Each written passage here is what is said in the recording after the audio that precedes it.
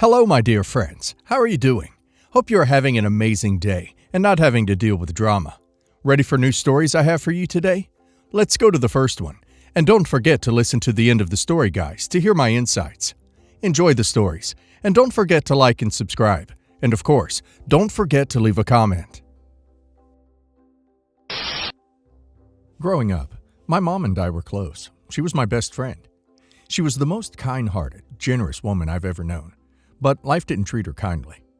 My parents' marriage was complicated. To put it bluntly, my dad was a serial cheater. I don't remember a time when he wasn't stepping out on my mom, sneaking around, or acting suspicious.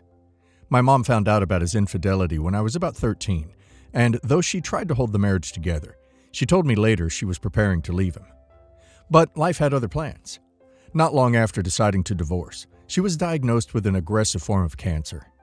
I remember overhearing her talking to her lawyer on the phone, making arrangements for the house because she wanted to ensure I was taken care of. She knew that leaving everything to my dad would be a mistake. In her final months, she told me her reasons. "This house is yours," she said. "You'll need a stable home, and I can't trust your father to make the right decisions for you. This place was my parents', and now it's yours." It broke my heart to lose her, but I'll never forget her words. I felt like this house was her way of protecting me even after she was gone.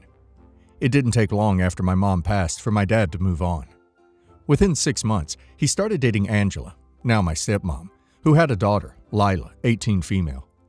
At first, I thought Angela might be a good addition to the family. She was warm, attentive, and seemed genuinely interested in getting to know me. She'd ask about my hobbies, bake cookies for us, and offer to take me shopping. For a little while, it felt like maybe things would be okay. But once Angela and my dad got married, her attitude shifted completely. The kindness she once showed me disappeared. She became cold, bossy, and critical. Suddenly, everything about me seemed to annoy her. If I left my shoes by the door, she'd sigh dramatically and say, "This house is too cluttered." If I cooked something in the kitchen, she complained about the smell. And then there was Lila. Lila quickly became the center of their universe. My dad and Angela doted on her like she was royalty. Lila got the largest bedroom after mine, which used to be my mom's sewing room, and they redecorated it with brand new furniture, while I was told to make do with my old stuff. Angela took over the guest room for her office, and when I suggested turning the basement into a hangout space for everyone, Angela dismissed the idea, saying, "We don't need more clutter." Over the next few years, it became increasingly clear that I didn't matter to them. I was just there. For example, one time we all went to the mall together. While I was browsing in a store, they walked off without me. I assumed they'd wait outside, but after an hour of searching, I realized they'd left. They were halfway home before I called, and my dad just said, "Oh, we forgot you were with us. Can't you get a ride?" When I confronted him about it later, he waved me off. "You're old enough to take care of yourself." Meanwhile, they showered Lila with attention and affection. Angela took her on shopping sprees, helped her with school projects, and threw her elaborate birthday parties, while my birthdays were barely acknowledged. Fast forward to now. Lila recently graduated from high school, and my dad and Angela decided to reward her with a cruise. For weeks, all I heard about was their plans, where they were going, what excursions they were booking, the fancy dinners they were planning. When I asked if I was invited, Angela laughed like I'd told a joke. "It's not like you'd enjoy it," she said. My dad didn't even bother looking up from his phone. That hurt more than anything. I was so fed up. It wasn't even about the cruise itself. It was about the principle. I'd been ignored, excluded, and treated like an outsider in my own home for years. I reached my breaking point. The day they left for the cruise, I made a decision. This was my house, my mother's house, and I wasn't going to let them treat me like a guest any longer. While they were gone, I packed up all their belongings. Every piece of furniture Angela had bought, every knick-knack, every scrap of clothing, it all went into boxes. I loaded everything into my dad's van, which they'd left in the driveway. Then, I changed the locks. Once everything was packed up, I sent my dad a text. "I'm done. This is my house, and I won't let you walk all over me anymore. Your things are in the van. Don't come back." When they came back from the cruise and saw what I'd done, all hell broke loose. My dad banged on the door, shouting at me to let them in. Angela screamed about how I'm going to regret that, and Lila was crying in the background. When I refused to open the door, they broke a window to get inside. I immediately called the police. When the officers arrived, I showed them the will proving the house was mine. They forced my dad, Angela, and Lila to leave. Now they're threatening to sue me. My dad claims I illegally evicted them, even though they were never on the lease or deed. Angela's been spreading rumors about me to the family, painting herself as a victim and saying I've traumatized Lila. My extended family is divided. Some think I was justified, saying my dad and Angela had been awful to me for years. Others think I overreacted and should have tried to work things out. My dad keeps sending me messages, alternating between guilt-tripping and threatening legal action. He says I'm ungrateful, that I've disrespected him, and that he had no choice but to prioritize Lila because she's younger and needed more attention. Angela, of course, has jumped on the victim train, acting like I've left them homeless out of spite. I don't regret standing up for myself, but part of me wonders if I went too far. Maybe I should have given them more warning, or tried to have one final conversation before changing the locks. So, Reddit. Am I the a-hole for kicking them out of my house? I don't think OP is in the wrong here, but wow. OP's dad takes the Absent Father of the Year award. He forgot OP at the mall? That alone is enough to prove he doesn't see OP as a priority. And the way Angela and Lila have acted like they own OP's house is infuriating. I get that blended families can be tricky, but this isn't a family dynamic. It's just blatant favoritism.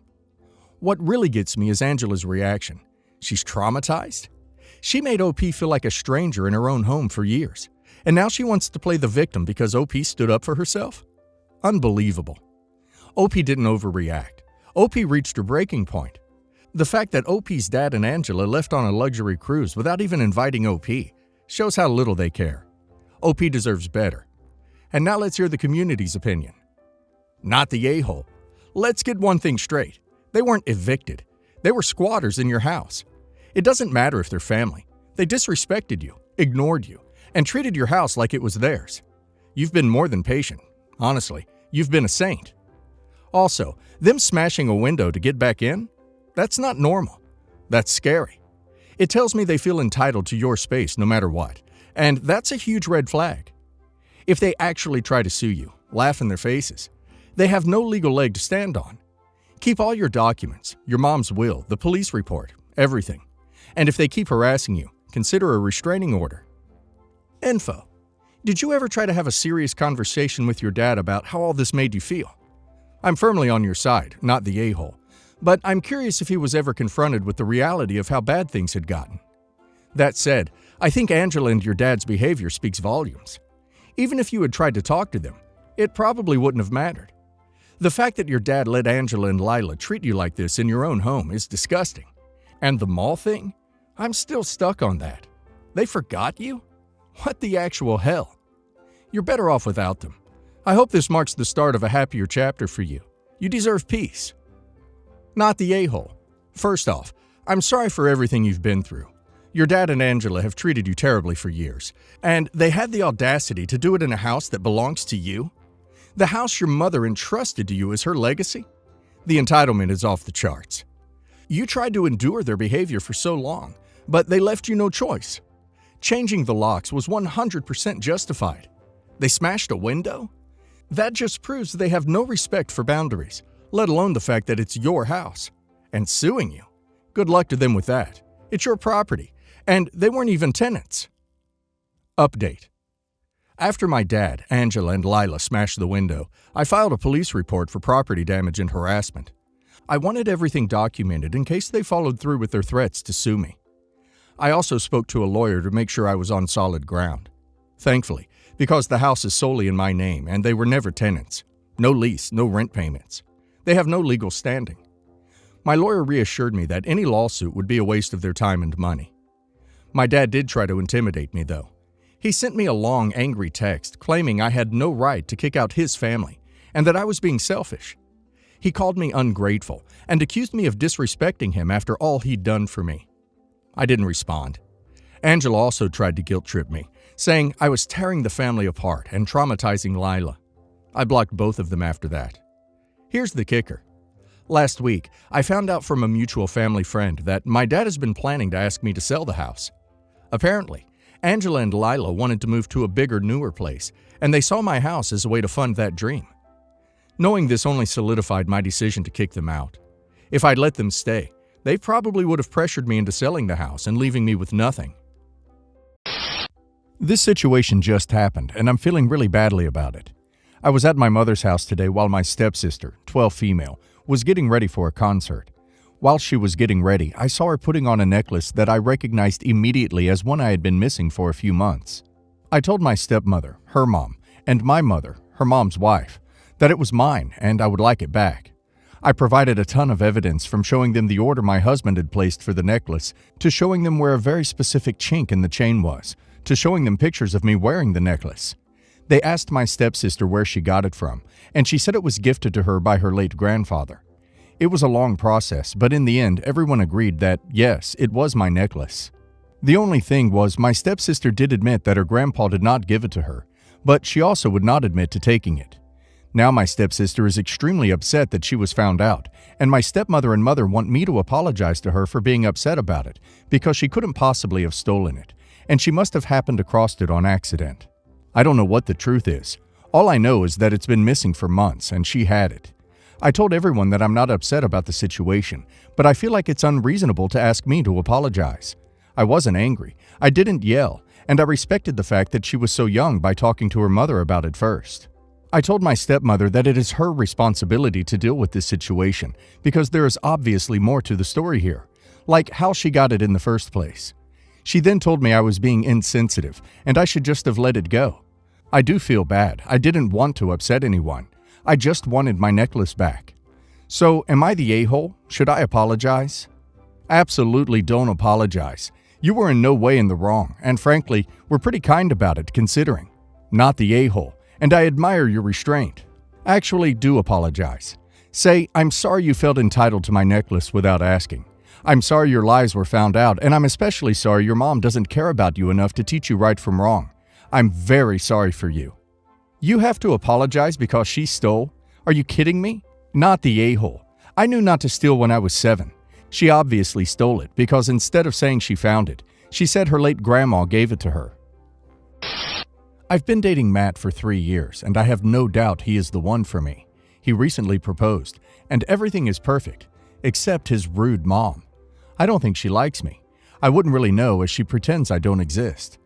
Matt has talked to her multiple times, and she just makes it about how much she hates small talk and how socializing is hell for her. She says we are too demanding and she isn't doing anything, so why can't we leave her alone? She makes faces when she has to include me in things, and has made a few snarky comments, but the biggest issue is by far the ignoring me. As a result, we don't spend much time with them, and she has complained we are punishing her for being shy. Her husband has pulled us aside and told us how she really is shy, and we are being mean. Anyway, our families met for the first time last night, and it came up, how did you meet your spouse? Mother-in-law's husband said she used to work for him, and she was the worst secretary ever. Like, he would ask her to do something and she would just say no. Then one day, his fiancée stopped by, and when she left, mother-in-law walked over to him and said that his fiancée was boring, and he should marry her instead, and that was the moment he knew he had to marry her. Honestly, this annoyed me, because I know people who are genuinely shy, and there is no way in hell they would pull that. To me, that is the opposite of shy, so I called them out. I said I thought she was shy. Mother-in-law laughed and said she was broke from her divorce and had a young child to feed, and there was no time to be shy. Her husband still tried to say she is shy in social situations, but that is different. I said, sorry, no, that is not how it works, but thanks for telling that story and confirming that she is not shy. Now I will expect a normal level of interaction and politeness, or we will cut contact even further because she is clearly capable of speaking. Matt backed me, but mother-in-law called me entitled and ridiculous, and her husband is pissed. He said I can't possibly compare their relationship to my relationship with her, and that I am picking on her and trying to ruin Matt's family. Matt and my parents totally backed me, but mother-in-law, her husband, and their 2 bio kids are pissed. Yes, the a-hole. She can be shy but comfortable around other people. You clearly make her uncomfortable, but no wonder with your entitlement that she has to talk to you on your level. That's rude as hell. Yes, the a-hole. You actually know duck all about the way her mind works, how she perceives others, and how she warms up to people. If you're even half as annoying in real life as your post makes you out to be, duck me. You are a handful. You escalated the conflict when it was completely unnecessary. Not the a-hole. Jesus. Your mother-in-law and father-in-law's meet your spouse story had already so many plot holes. I wonder how you didn't call it a Swiss cheese. What your mother-in-law did to your father-in-law is actually a pretty damn manipulative tactic. And that's not a textbook of a shy person. That's called a desperate single mother who wants a man who had the money. Who knows what really went down with the fiancé of your father-in-law and her? I wouldn't even be surprised if she's side chick in the original story. Anyways, people calling you an a-hole don't even realize why did your fiancé immediately back you. Wonder why that might be, Is it because he already knew that his mother is a lying bee? Around the time of our wedding, mother-in-law had a very, very unplanned pregnancy. Now, I fully understand that it was stressful. She was going through a difficult time. This man was someone she very much should have not been with for multiple reasons. Almost step-siblings at one point. She was besties with his ex, who was still in love with him. Him and my husband despise each other. Mother-in-law had made a big show during the divorce of supporting her friend and telling everyone what a pig this man was. Also, she was just not expecting another kid. So I fully get that she wasn't happy about being pregnant. She is an anti-A, but couldn't go through with it, and he really didn't want her to, so they kept it. They were both extremely vocal about wanting a girl. Mother-in-law cried almost daily, but magically stopped when they were told she was having a girl. She even said she didn't want another daughter-in-law, and that is why she didn't want a boy. She said boys are weak in our society, and girls are strong, and she thought my husband was whipped. Her baby daddy kept saying he didn't want a boy because he was older and didn't have the energy to discipline him, but he wouldn't discipline a girl anyway. Mother-in-law said he didn't want a boy because he is so competitive with other men. He made jokes about if it was a boy, could she just maybe fall down the stairs, and said how if it was a boy, he was probably going to be strict, because you need to be to make a man. But if it was a girl, she was going to be so spoiled. Sister-in-law is 3 now, and they both calmed way down when they found out she was a girl. When they brought her home, his mom was there and made a joke about mother-in-law probably only has another year or 2 of fertility. Don't they want to pop another one out? Mother-in-law said hell no. She isn't tempting fate again, and they would probably get a boy. Anyway, my husband and I are expecting our first and planned a small gender reveal just for fun. He obviously wants his mom there, but I don't. There's a 50-50 chance we will have a boy, and I do not want any of their negative comments. Even if we could get them to not say anything, I just don't want that negativity. I find such a strong gender preference disturbing. To be fair, my husband and I don't think mother-in-law is going to care. She has a toddler and isn't even in grandma mode right now. But I just don't want even that attitude. He is upset and says it is his child too, and I'm being selfish. Leaning towards yes, the a-hole. I get that your mother-in-law said some insensitive things, but it seems like they were at your husband's expense, and if he still wants her to be there, then I don't see why she should be left out. Sorry, but yes, the a-hole. To your husband, not mother-in-law. Their preference for themselves is to raise a girl, based on, in my opinion, incorrect assumptions about who is easier to raise. Your mother-in-law does hate half of the human race, and she won't automatically hate her grandson. I could be wrong about that, but whether or not she's at the gender reveal will not determine how she treats her grandchild. But banning her from coming to your party will set up, or make worse, an antagonism between the two of you, which will make your life harder down the road. There's a good chance she won't be able to make it, but regardless, your husband should be able to invite his family, unless he has veto power over your guest list. Yes, the a-hole. Your mother-in-law has clearly made some unnecessary comments about her own situation, not yours, but still. But by your own admission, she won't care about your baby's gender, and your husband wants her there. He's not wrong. It is also his baby, and he should have a say in the guest list. Mother-in-law clearly has some weird issues regarding gender, but it's yes, the a-hole, and not everyone sucks here because, according to you, she's toned it down.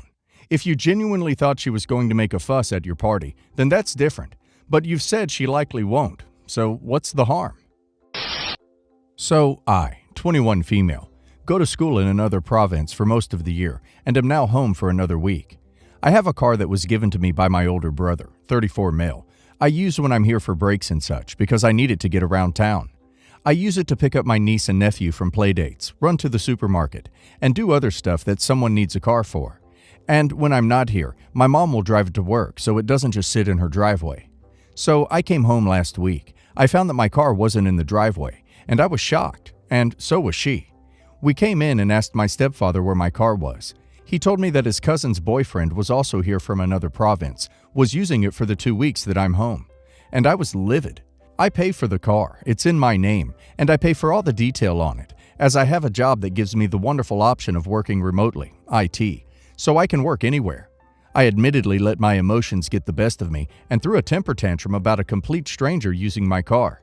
My mom gave me the number for his cousin, and I called her and screamed that if she doesn't give me back my car by the next night, I would be calling the cops on him. No car showed up in my mom and stepdad's driveway the next day, so I called the cops on them. Her boyfriend was arrested and I got my car back. It's been about a week and my stepdad's family's blowing up my phone saying that I was an emotional little girl who threw a temper tantrum and refused to help out a person in need. Here's where I think I might be the a-hole. I'm starting to feel guilty about what I did, as I think I ruined his life with his arrest. So, am I the a-hole for calling the cops on my stepdad's cousin's boyfriend for his refusal to give me back my car? Not the a-hole. It wasn't your stepfather's car to lend out, and when you asked for it back, no matter how they felt about it, they should have returned the car. Plus, you warned the guy. Thank you for your response. If you could tell me how to get the cigarette smell out of my car, it would be a great help.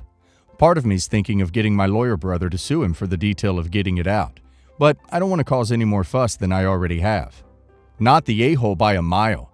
The stepfather overstepped and gave permission to use the car when he had zero authority to do so. OP gave the boyfriend a heads up and option to return the car, and that he would be a car thief if he kept driving.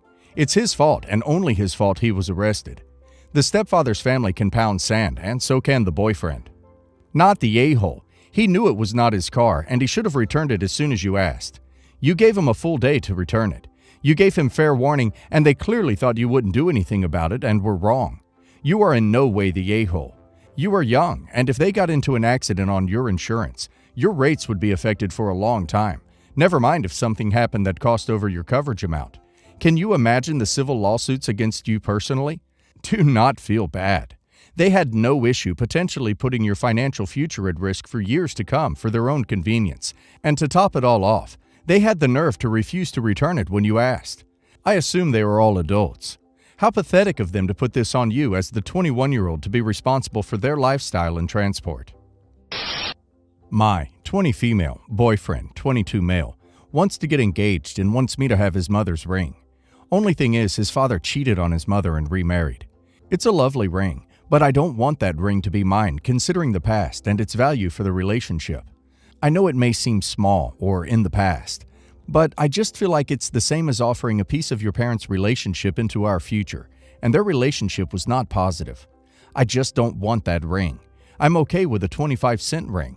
My boyfriend is upset and says I'm looking too deep, and I'm ruining the start of a nice tradition to pass down the ring. I told him there's no pride in passing down that ring as the vows placed on it were broken. He hasn't spoken to me since.